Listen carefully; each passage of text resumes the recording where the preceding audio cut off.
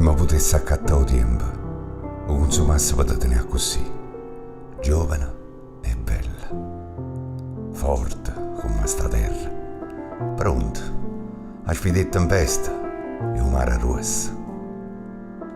Se mi potessi accattare il tempo, lo consumassi per tenere a cerbi i frutti tuoi e mi guardassi piano piano mentre cagna nei colori.